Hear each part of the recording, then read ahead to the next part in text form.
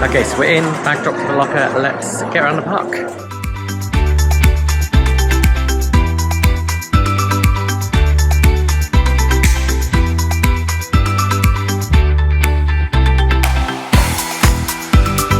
Okay, got a pretty good start, managed to get a virtual line for Voltron for just after 12 o'clock, so I've got a few hours first, so I'm going to make my way across to Silver Star, which is one of my favourite coasters in the park next to Voltron. It's a mega coaster, hoping it's going to be a nice quiet queue because it's the start of the day. I've took the back passage around to it. A top tip if you are visiting here is to make sure you download the Europa Park app, because once you put your ticket number in there, you can get virtual lines and things, and virtual lines doesn't cost anything. There's no fast pass here, hence the Voltron one.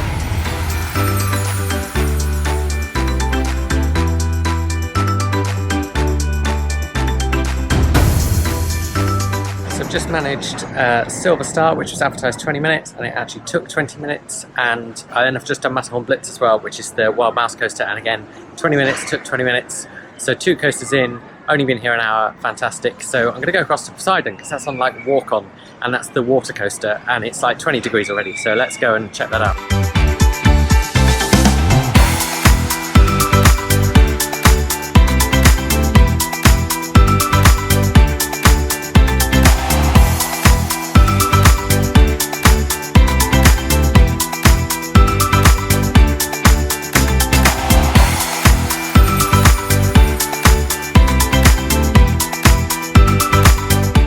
So Poseidon was not much of a soaker, really good fun ride, and then I went straight on Fluke de Cassandra, which is Parks became a madhouse.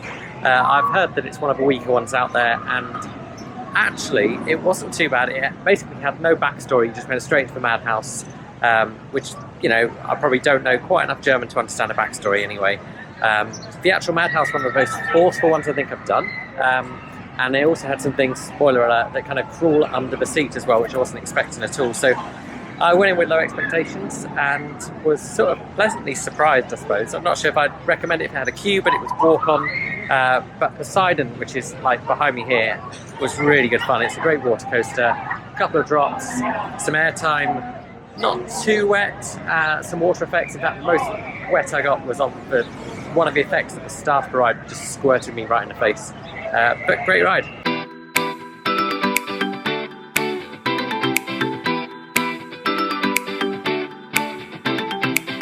So the gameplay theatre was probably one of the weakest dark rides here. It was good fun, a bit of a shooting game, but just very screen heavy and no real physical props apart from a kind of animatronic right at the end and a few odd bits and pieces, just very, very screen heavy. It's going to time with a film they've got coming out this year, which I do want to see if it comes to the UK, but as a ride, it's probably a once and done for me, even though I did get the top score out of everyone on my go, so that was fun. Right, it is Voltron time, so let's go.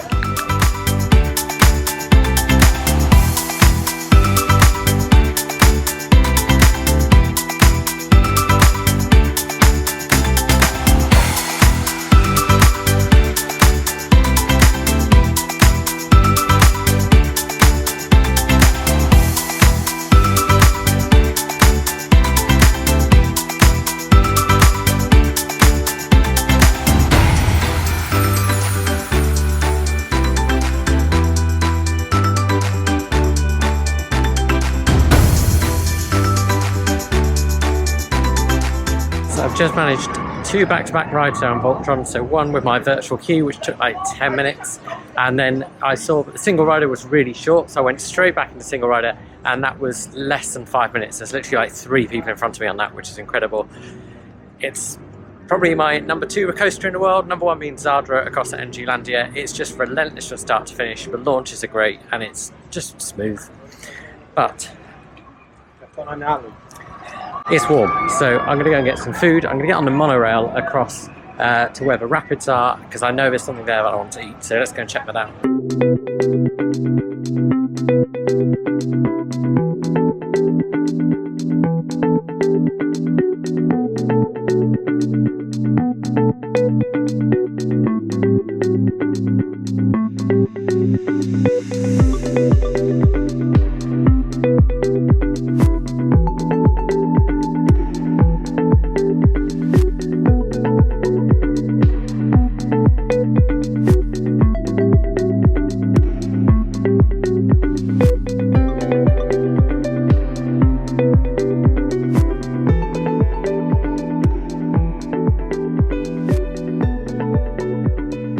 So I managed to get on Bluefire with a 10-minute wait, and then I went straight round to Woden, which is the wooden coaster here, and got in single rider, and I was on there in like 5 minutes, and I got a front row ride, which is brilliant. So I'm just smashing through rides, and I have now got another virtual queue for Voltron, which is on the other side of the park, so I can get the monorail back across and do that, and then I think it's going to be time to chill out, maybe get a beer or something.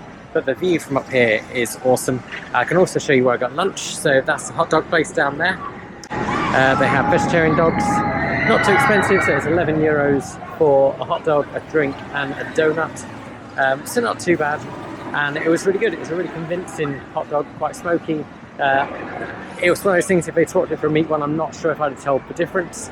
The place I really want to go to was the fish place down there, which is closed today, but hopefully open tomorrow. I'll be able to check that and get some grilled salmon. But in the meantime, here's a view of the Splash Battle, which looks very tempting today. So let's go down this lighthouse and find the monorail.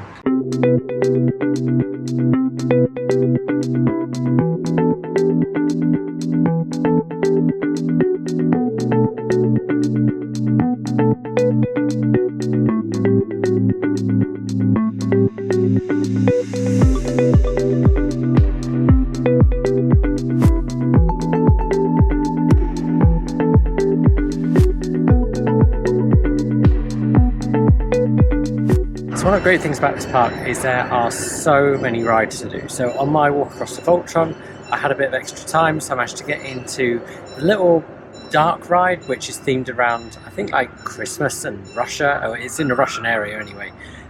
It's a bit of an old school dark ride, but it's, you know, it's good fun. It's a good way to spend a few minutes. And then I also went in Atlantis, which again is a bit old school. It's a Omni-Mover dark ride with guns where you kind of shoot fish as you go around. And again, really good fun. I did both of those in like 10 minutes on my walk across to Voltron.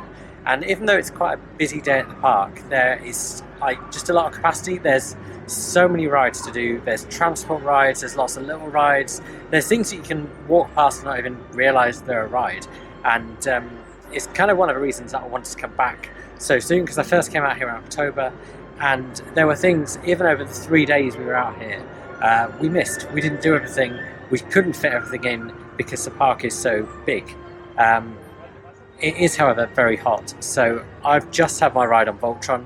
I got a third row ride on an outer seat, and it's a great coaster. It's relentless from start to finish. The launches are great, but I do find the outer rows, depending on the car, can be a bit uncomfortable. So the outer row I had for my second ride today was pretty smooth. This one, a little bit more rocky. The first ride I was on an inner seat, and that was just really smooth. So inner seat is definitely the way to go on Voltron, but you don't really have a choice the way it's batched, unless there's a big group of you and you can volunteer someone else to go on the outside. But it is still a fantastic coaster. It's my number 2 coaster, but I'm going to go and find a bit of shade. I'm going to go across, I think, to Germany and find myself a nice beer, hopefully. So let's head over there. So for once my memory worked, and I found a nice beer here in the Germany part of the park. I'm under a bit of shade in this sort of outside bar area, which is just really nice place to chill out. I'm also just going to mention quickly the Europa Park app, which I have said about before, but there's loads of stuff on here. If you put your ticket number in here, you can go into the Europa Park tab, and then you can get virtual lines for different rides. There's all sorts of rides on there. Not all of them have virtual line, and they do fill up quite quickly, but they are free. So I've bagged a couple of virtual lines on Voltron today, but there's other rides on there like Voletarium, which is a flying theatre near the entrance. The Pirates ride is on there. There's Poseidon on there. You've got Euromir, the indoor Pirates ride, and it's all free to use. It's worth getting these.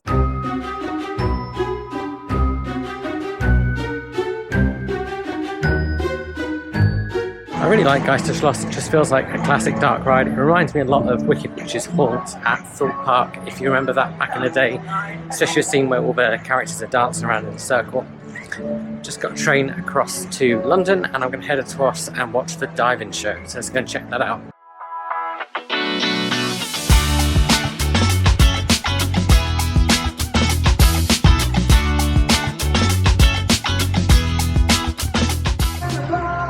Okay, so I've got a great spot for the diving show, which is literally like here. But I've sat in this thing, which I thought would be cool, and I've also put my feet, and it's comfy. It's like a greenhouse. Like, this is all plastic and I am sweating like anything. But I'm also too stubborn to move because it's a good spot. So I'm going to sweat out the diving show and then get on Super Smash and cool off. Or pass out somewhere. Who knows? One of the two. I'll either be dead, dehydrated, or wet. We'll find out. But, you know, I'm looking forward to seeing what this is like. I'm just getting so many Thorpe Park nostalgia vibes today. Like the diving show, Geisterschloss. It's kind of just like everything we've lost in the UK theme parks. So I can't wait until the show's like, it's going to start in about a minute. Music's pumping. I'm sweating. Let's check it out.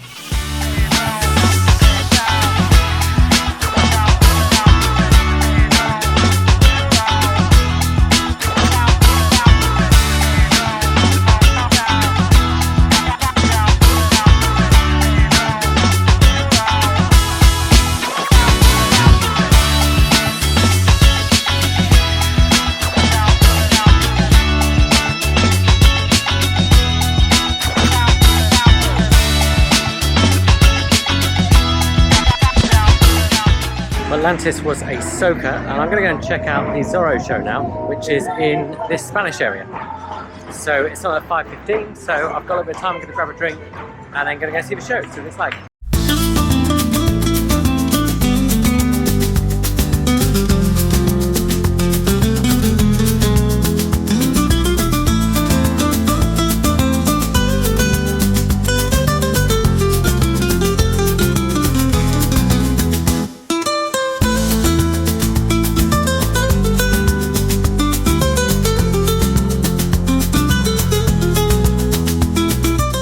Firstly, that show was fantastic. The stunts from people on the horses, the people doing backflips, all sorts. Storyline, Zorro, it was really good fun. I didn't need to understand what was going on. I caught the odd word because I've been working on Duolingo for German for about 600 days, but it was great fun. And then I got on the Alpine Express, which is a mine train coaster, which had a 5-minute wait. And then also the log flume, which was a bit of a soaker. The smallest drop in particular absolutely soaks me. It just kind of sent something straight in my face. And then there was another guy who was also like on the fountains. I'm just going to walk back towards the main entrance. I'm going to grab my bag and check in. It's about 6:10. Park was originally scheduled to close at 6 tonight. But what Europa do is, if it's busy enough, they will extend the hours. So they extended it to 7. So I'm probably going to get on something else as I walk across, but we'll just see what happens.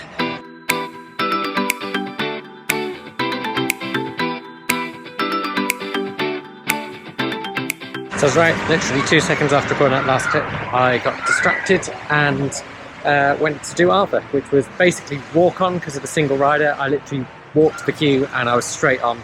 I didn't even realize that it's a single rider because it's a family power coaster. I guess there's not many single riders, so it was a really good choice. Got nice and quickly, continuing to make my way towards the exit, but I've got 40 minutes, so I'm probably going to jump on a few things as I go. I'll just see what takes my interest, and then eventually I'll grab my stuff, check into the hotel, and I'll wrap up the vlog. Okay, so here I am all checked in to my guest house where I'm staying for the next 3 nights. I didn't talk much about plans earlier today because I was just kind of in a rush from Karlsruhe to get into the park. But I've basically got 3 full days if we include today at Europa Park and then a bit of Monday. And then I'm off to Frankfurt, which was the main reason for this trip. In theory, which is to see Linkin Park on Tuesday night because they've got Architects supporting them, and I love both bands, so it's going to be a great gig, opportunity to come across here and of course go to Europa Park again while I'm here. Now today I've just been on lots of different rides, I've been all over the place. Tomorrow I'm going to try and go through the kind of themed areas a bit at a time. I'll talk you through where I am. It'll be a bit more of a guided tour rather than today was me just kind of rushing from ride to ride trying to get in all my favourites on day one, alongside not having a clue what I'm doing with blogging. So I've checked into this guest house. There's no aircon here, there's a little fridge, but it's also a bit in the basement, so where the windows are there are kind of basically ground level, so it's actually quite cool down here despite it being 27 degrees outside, or it was earlier today. Tomorrow is going to be even hotter, so that's going to be fun around the park, but there's lots of indoor stuff and lots of space to take shade, but I'm going to wear plenty of sun cream because I'm looking a bit pink right now. So as I said, I've checked in, I've walked up to the supermarket, so there's a Lidl and an Edeka about 10 minutes walk away. So I've picked up some drinks to take in tomorrow because the prices of drinks in Europa Park are actually quite expensive. Beers are about the same price as a pint in a regular pub, but soft drinks are kind of €4.50 each, so they are quite pricey, so I'm going to take a couple in with me and save a bit of money on that. Also got some Käsebrot for breakfast, and then on the way back down I have picked up a nice pizza from somewhere as well. So I'm going to just chill out tonight, enjoy the pizza, have a beer, and then just crash out ready for tomorrow. At some point I am going to check out some of the hotels as well, probably have a drink at one of those, because you can just walk into the Europa Park hotels, and Bell Rock, the Italian one and the Spanish one, are all within walking distance of here. So one day I'm definitely going to go in and get a drink in those. I have been in the Spanish one before, stayed there back in October for a night, and it's a really nice hotel. And all the hotels just look really nice anyway. So that's tomorrow's plan. I'm going to chill out, eat some pizza, drink a beer, and I'll see you guys in the morning.